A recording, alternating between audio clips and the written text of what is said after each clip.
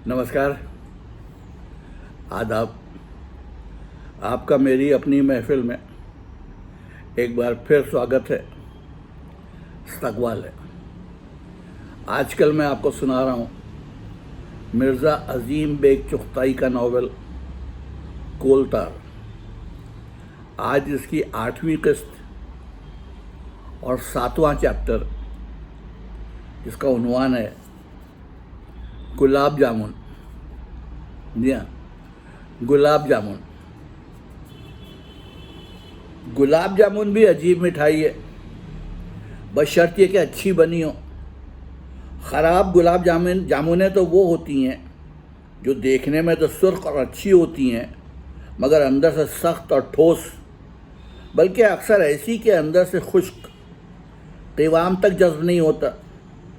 दूसरी वो जो बड़ी बड़ी नहायती सुर्ख, देखने में मुलायम, ऐसी के शीरे में डाली जाती हैं तो रग रग में उनकी शहद सा बैठ जाता है।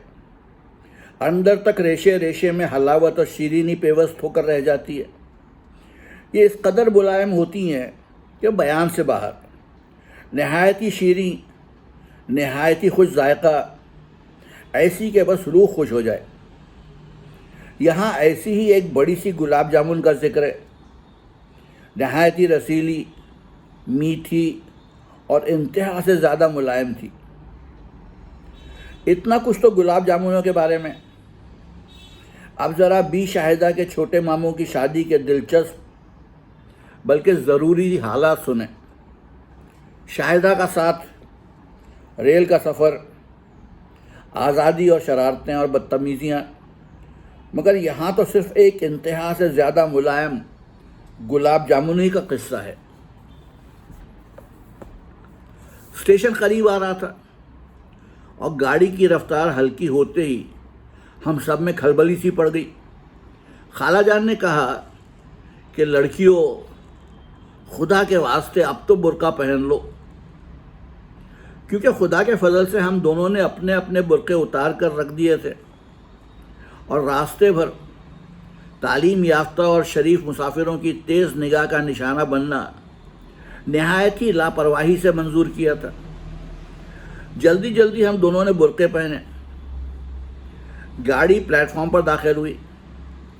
मैंने और शाहिदा ने झांक कर बाहर देखा। गाड़ी रुकी और शाहिदा के बड़े मामू साहब दौड़कर हम लोगों की गाड़ी के पास आए। कुलियों और मुसाफिरों की चीख पुकार और हम बारातियों की घबराहट और अंधाधुंध देखने के काबिल थी। जल्दी जल्दी सब असबाब उतरने लगा। शाहिदा के साथ ही मैं भी उतरी। मामू साहब ने प्लेटफॉर्म की दीवार की तरफ उंगली उठाकर कहा, वेटिंग रूम में चली जाओ।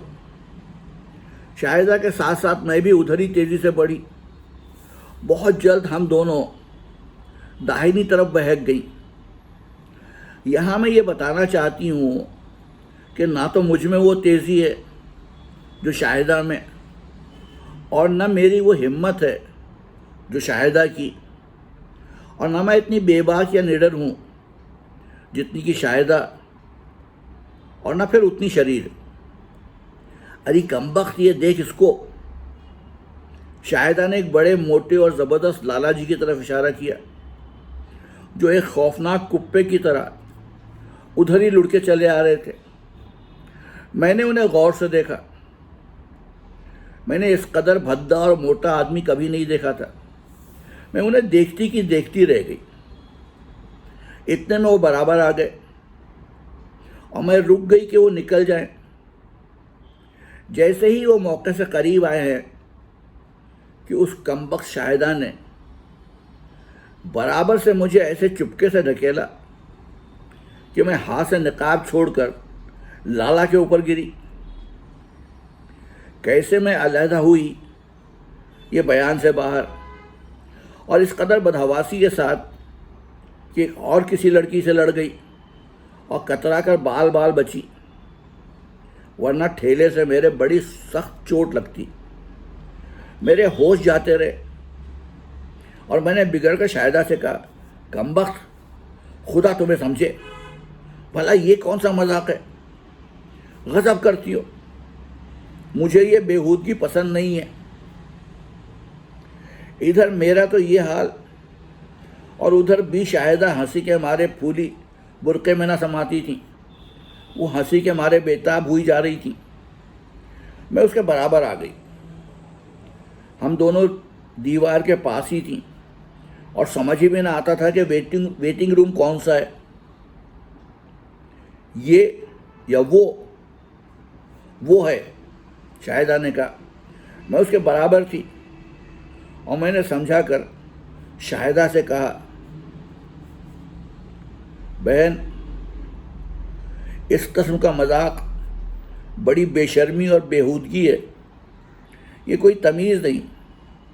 भला कोई देखेगा तो क्या कहेगा। मैं लेक्चर देती हुई वेटिंग रूम के दरवाजे के पास ही पहुंची थी कि क्या देखती हूँ कि रेल पेल से एक भड़कीले नौजवान, कुछ जाजिब निगाह, टेढ़ी तिरछी मांग निकाले, कुछ तालिबे इल्माना धज से, फाख्तई रंग की शेरवानी पहने, टोपी हाथ में लिए, बदहवासी चेहरे पर तहरीर, बौखलाए चले आ रहे हैं शाहिदा की बाईं जानिब को, जैसे कि ये भी वेटिंग रूम में जाना चाहते हैं। मान मुझे ख्याल आया कि मर्दाना वेटिंग रूम तो नहीं। मैंने बुरके के अंदर ही जाली में इसे देखकर और शाहिदा से चुपके से कहा, ये तो मर्दाना है। उधर शाहिदा मुड़ी और ये हजरत नहायती एहतराम के साथ, गोया हम लोगों की वजह से, अपनी तेज़ी में रुक गए और चाहा कि हम दोनों निकल जाएं। मेरी अकल तो देखो, कहाँ तो इस बेहूदगी पर शाहिदा को डांट रही थी और कहाँ मैंने जो मौका देखा तो कोहनी जो अपनी शाहिदा से भिड़ के लगाई है, तो भी शाहिदा उन जेंटलमैन पर वारिद, और वो भी इस तरह कि किसी के वहम गुमान में भी ना आ सके। यानी ये कि हाथ से निकाब तो पकड़े ही थी। लगा जो मेरी कोहनी का जोर से धक्का, उधर तो पैर डगमगाए और इधर हाथों का तवाजुन बिगड़ा। नतीजा ये कि बुरके की टोपी हाथ के साथ माँ नकाब के खिंचकर शाने पर पहुंची और चांद सा मुखड़ा सामने, और फिर खुले बंदों प्लेटफॉर्म पर ज़बरदस्ती उन हजरात से, माफ़ कीजिएगा, और चांद सा मुखड़ा सामने और फिर खुले बंदों प्लेटफॉर्म पर ज़बरदस्ती उन हजरत से मिलना पड़ा। उन हजरत को भला ये बेमौका ईद कब गवारा थी, और फिर वो भी खुले बंदों स्टेशन पर।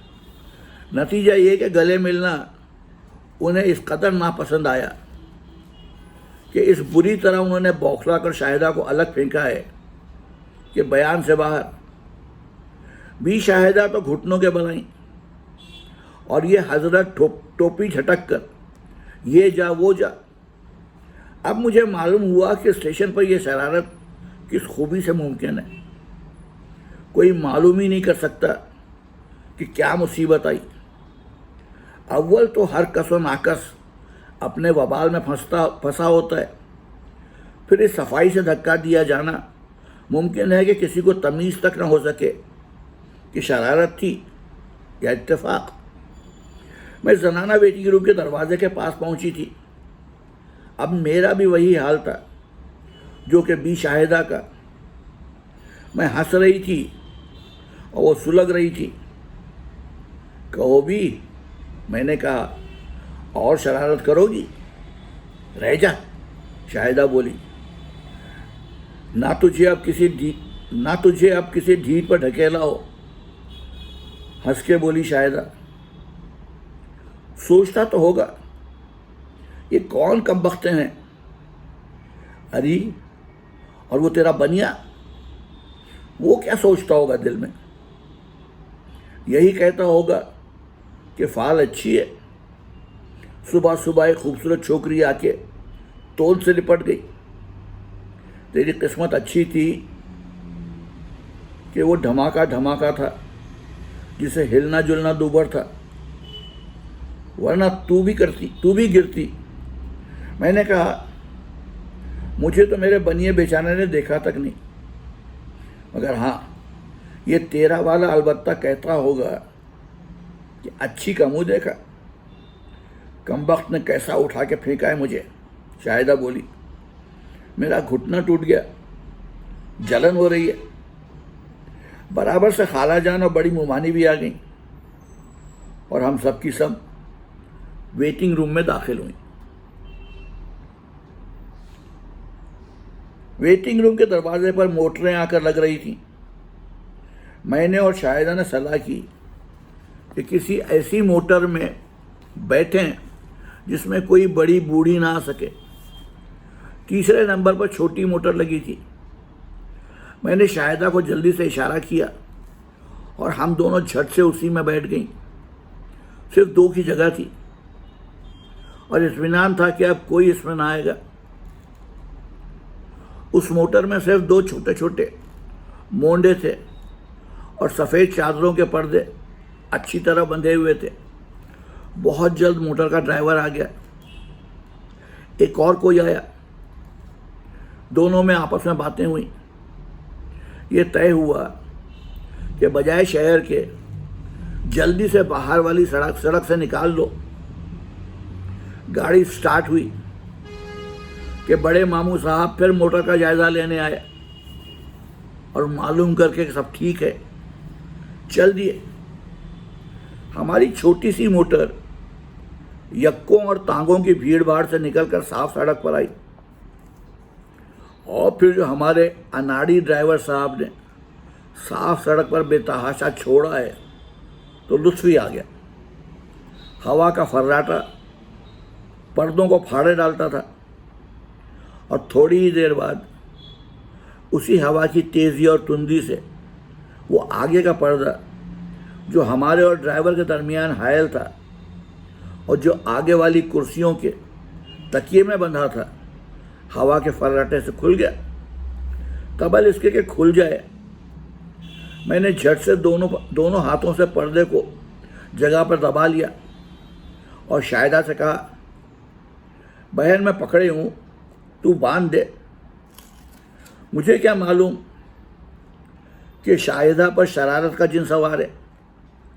उसने जो देखा कि मेरे दोनों हाथ घिरे हुए हैं और पर्दा नहीं छोड़ सकती, तो बजाय पर्दा बांधने के उसने मुझे गुदगुदाना शुरू किया। छोड़ दे, शाहिदा ने लापरवाही से कहा और फिर मेरी तरफ गुदगुदाने के लिए उंगली लपलपा कर दौड़ी। माफ़ कीजिएगा।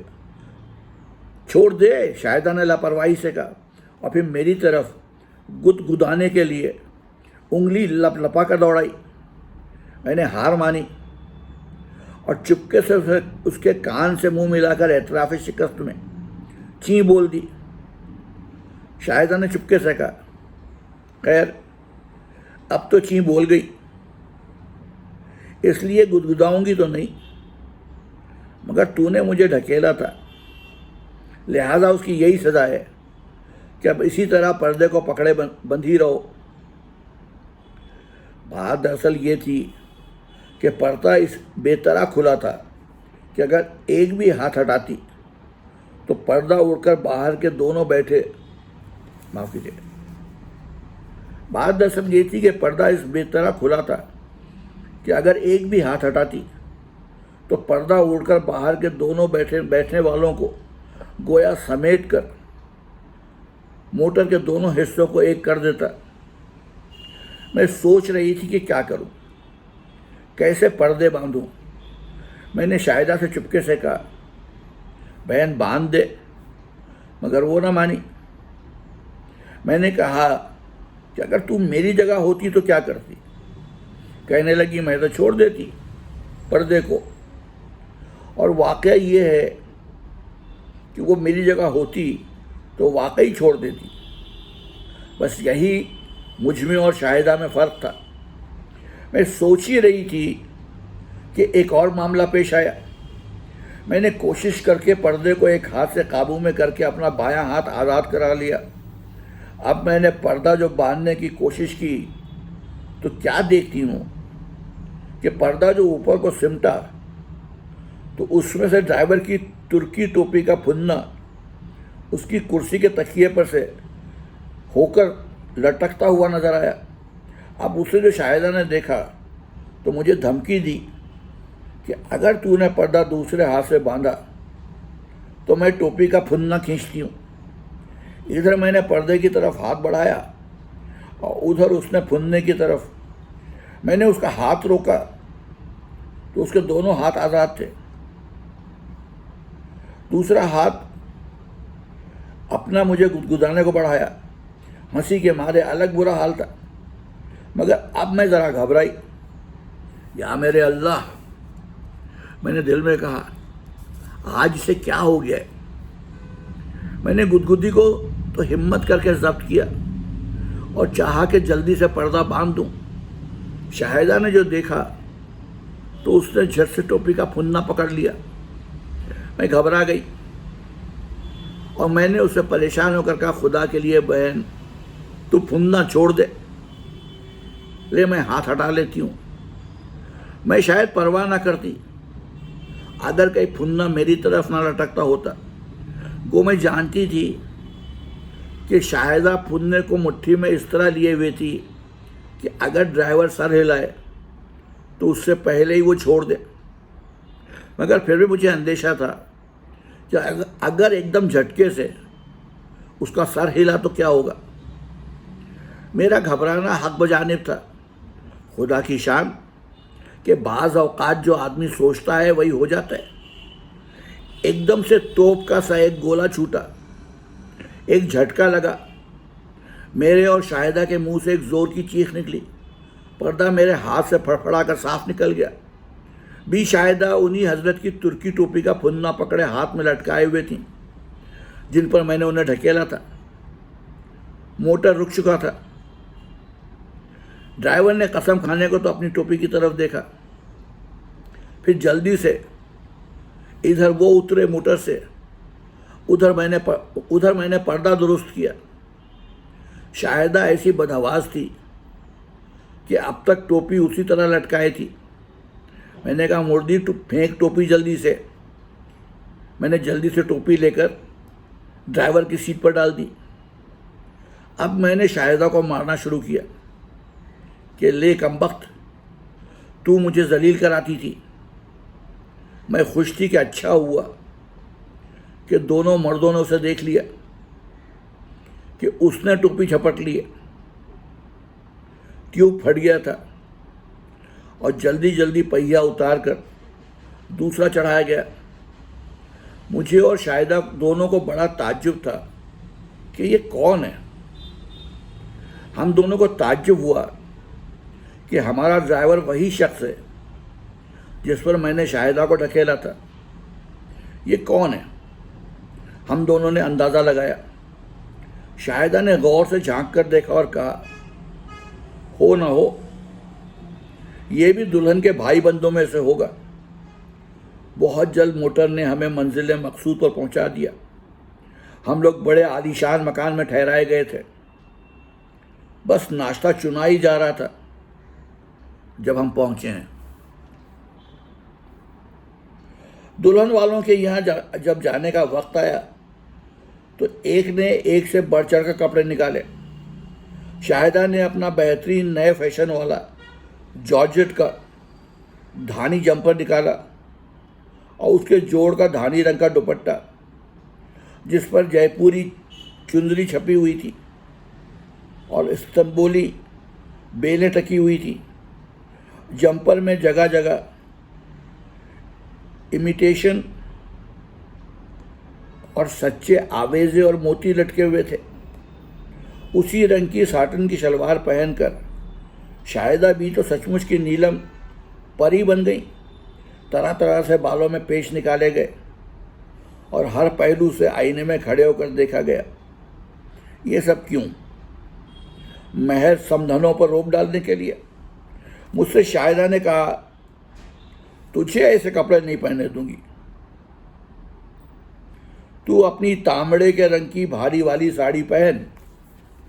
फिर ये भी तय हुआ कि महफिल में हम दोनों फिर रूप बदलें। यानी वहाँ मौके से मैं अपने नीले रंग का मोतियों वाला जोड़ा पहनूंगी और बी शाहिदा अपना बनारसी जोड़ा निकालेंगी। किस्सा मुख्तसर, ये ठाट बनाकर और सच सजाकर हम दोनों दुल्हन के घर रवाना हुई। एक शानदार कोठी पर हमारी मोटरें लगी। ये मर्दाना कोठी थी। 2 बड़े बड़े कमरों में से होकर सब बीवियां एक छोटे से बागीचे में पहुंची। ये कोठी का अंदरूनी सहन भी था और बागीचा भी। यहाँ हम सबका दुल्हन वालियों ने इस्तकबाल किया। यहाँ अब एक तमाशा देखा और थोड़ी देर के लिए सब बीवियां रुक गईं। बाईं जानिब को एक तरफ एक हौज के बीचों बीच में फव्वारा छूट रहा था और पानी की धार पर एक बड़ा सा रंगीन सेलुलाइट का गुंबद या कुमकुमा बुलंदी पर नाच रहा था। नाचते नाचते एकदम से जाली के प्याले में गिरता, जिसके बीचों बीच में पानी का सुराख था, और जैसे ही सुराख पर आता फिर नाचता हुआ पानी की धार से ऊपर को बड़े मज़े से चला जाता।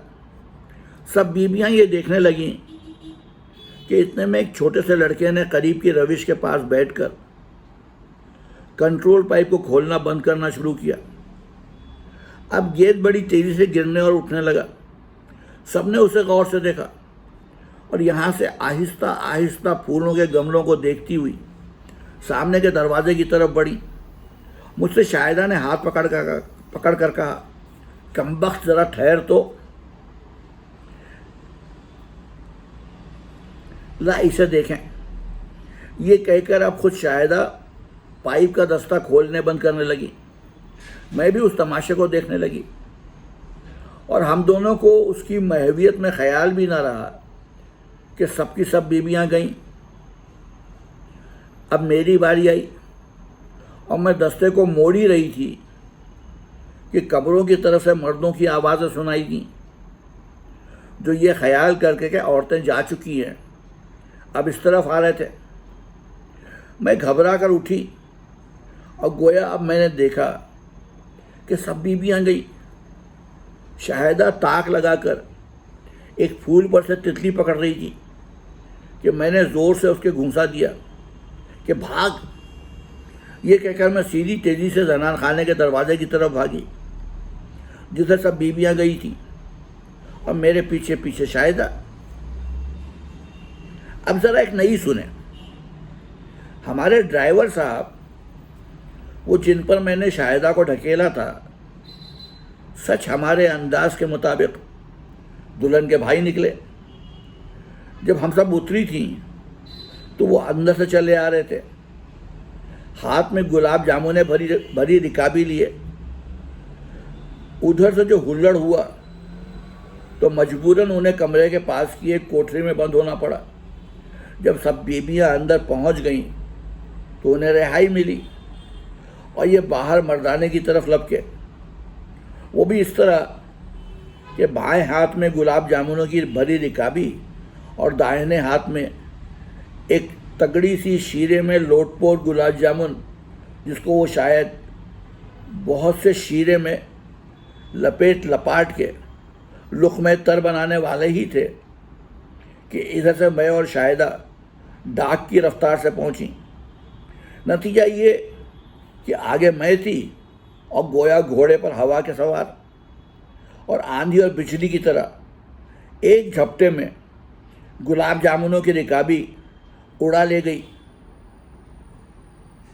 बी शाहिदा बवजह पीछे होने की ज़रा झिझकी। उस गरीब का खुदा भला करे जो उसने सोचा कि लड़की अच्छी है, सुबह स्टेशन पर ईद भी मिल चुकी है, फिर रास्ते में टोपी भी उचक चुकी है, गुलाब जामुन लाओ इसे ही खिला दूं। उधर बी शाहिदा से उससे टक्कर होते होते बची है। वो झुकी हैं कि उसने शायद यही सब बातें सोचकर आओ देखा ना ताओ, कबल इसके कि बी शाहिदा अपनी तेज़ी में रुक सकें, उसने लपक के नहायती चाबुक दस्ती से, और कबल इसके कि बी शाहिदा देख या समझ सकें कि क्या मामला है, वही शीरे में चूर गुलाब जामुन अपनी दानिश में बी शाहिदा के मुंह में बस ठूस ही तो दिया।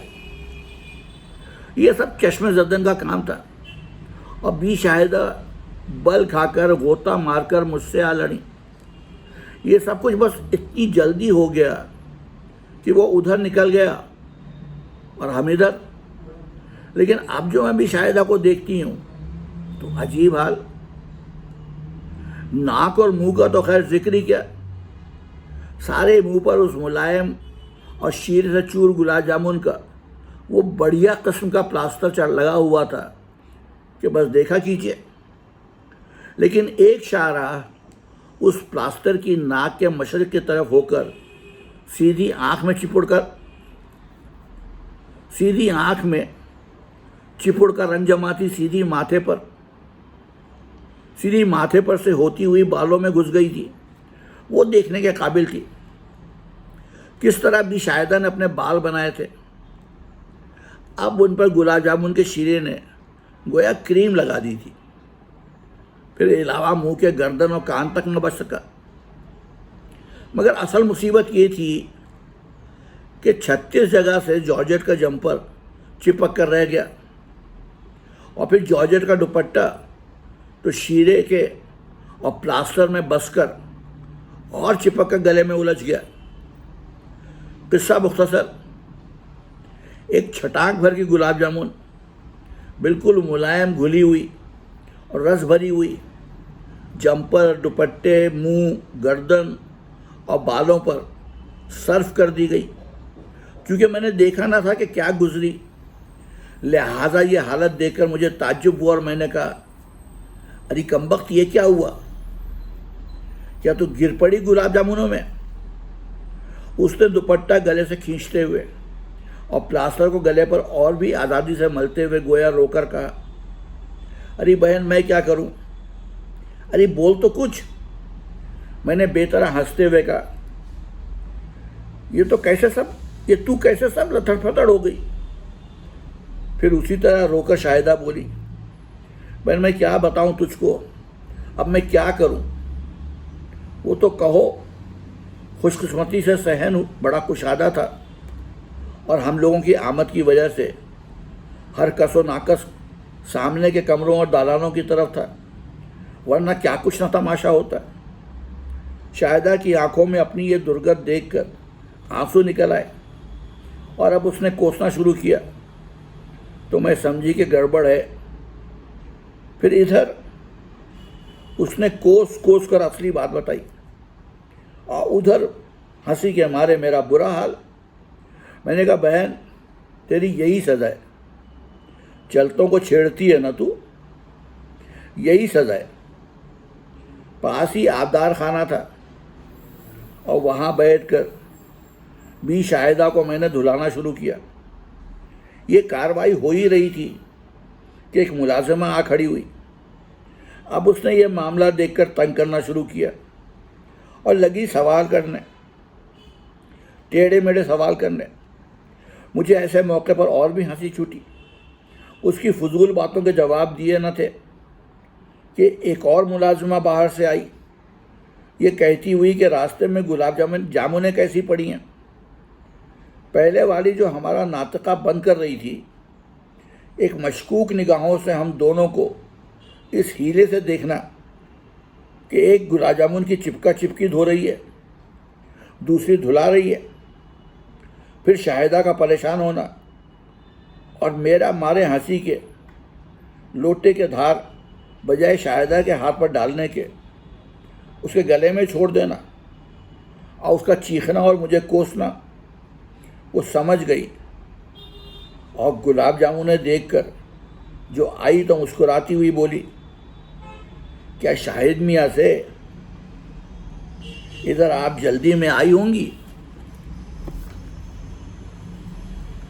मेरी तबीयत उस वक्त शाहिदा की मुसीबत की वजह से ज़रूरत से ज़्यादा मौजूद थी। चुनांचे मैंने हंसते हुए उससे कहा, उनका नाम मियाँ शाहिद है, हमारी बहन शाहिदा बी की उनसे टक्कर हो गई। इनका नाम? मुलाजिमा ने कहा। मैंने कहा हाँ, और हमारे छोटे मियाँ का भी यही नाम है। यह कहकर उस मुलाजिमा ने शाहिदा की आंखों में आंखें डालकर जो देखा है तो बी शाहिदा को दूसरी तरफ मुंह करके दुपट्टा निचोड़ना पड़ा। मैंने शाहिदा को इतना हैरान और इतना परेशान और सहमा हुआ और मारे शर्म के गर्क शायद कभी नहीं देखा, जब उसने मुझसे पूछा, बेटी तुम्हारी तो अल्लाह रखे शादी हो गई है ना? कहा तो उसने ये मुझसे, और शाहिदा ने शायद इस वजह से घबरा कर कि अब मेरी बारी आएगी मुझे डांट बताई कि फजूल बातें कर रही हो, सूटकेस जल्दी नहीं मंगवाती। रात की महफिल के लिए हम दोनों के जोड़े उसी सूटकेस में। मुलाजिमा ने भी शाहिदा को गुसल खाने का रास्ता बताया और मैंने जल्दी से मेहमानों में पहुंचकर सबसे पहले ये काम किया कि सूटकेस गुसल खाने में भिजवाया ताकि बी शाहिदा रात वाला जोड़ा कबल अज़ वक्त पहनकर अपनी जान भीगी जॉर्जेट से बचाएं। रात की महफिल नहायत ही बारौनक और इंतहा से ज़्यादा दिलचस्प रही। कई हम उम्रों से खूब दिल बहला, फिर शादी की गहमा गहमी, मगर सबसे ज़्यादा काबिल ज़िक्र जो बात रही वो ये कि कई बीवियों की नज़र बी शाहिदा पर बेतरा पड़ रही थी। वो बराबर कई रोज़ आँखों का मरकज़ बनी रही, खुसूसन दुल्हन की माँ जिस नज़र बद से देख रही थी वो काबिल ज़िक्र नहीं बल्कि काबिल एतराज़ थी। हमारे किस्से से मुताल्लिक़ ख़ास बात कोई और नहीं, और यहाँ शादी की तफसील बयान करना बेसूद है। बस यही कह देना काफ़ी है कि एक चांद सी दुल्हन को हम ब्याह लाए। तो ये थी आज की किस्त। कल फिर आऊँगा, आपको अगली किस्त सुनाऊँगा। तब तक के लिए इजाज़त दीजिए। आदाब।